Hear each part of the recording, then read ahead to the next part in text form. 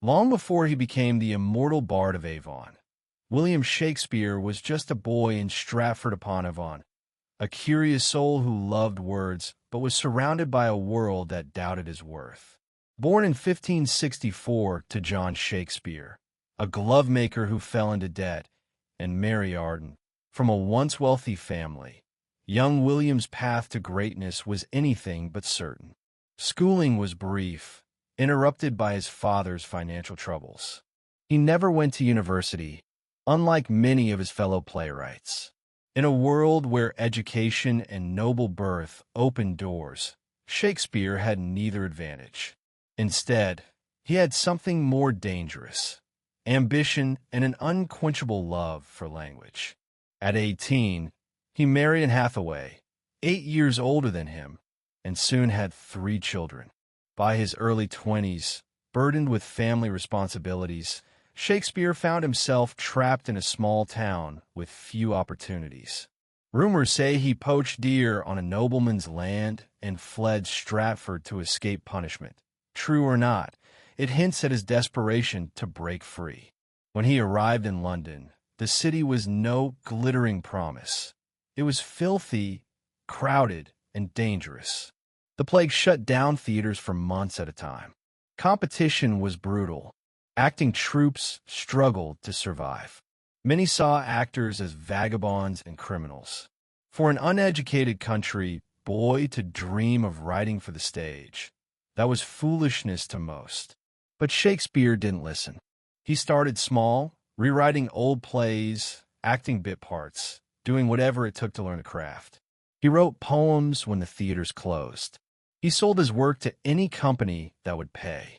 He observed people, nobles, beggars, lovers, villains, and poured their voices into his scripts. While other writers mocked him as a Johannes factotum, jack of all trades, Shakespeare's words began to captivate London. His language danced with poetry, wit, and raw humanity. He invented words, bent grammar to his will, and made even kings and queens marvel at his verses. His plays broke the rules: tragedies that made you laugh, comedies that made you weep, histories that turned dusty facts into living, breathing drama. When rivals accused him of stealing stories, he turned them into masterpieces. He wrote not for praise, but for the people. The groundlings who paid a penny to stand in the Globe Theater's pit, the nobles who watched from balconies, and the actors who trusted him to give them lines worth living.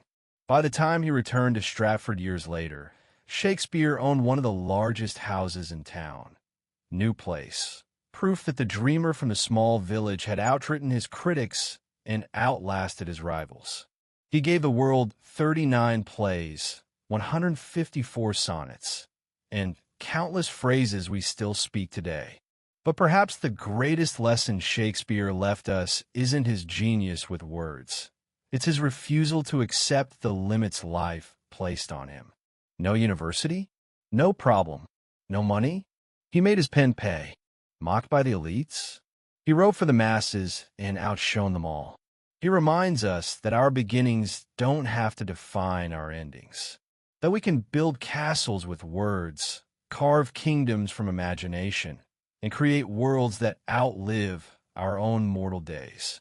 So, if ever you doubt your voice, remember the young man who came from nowhere, who had every reason to stay silent, yet dared to speak, dared to write, and left behind words that still echo more than 400 years later.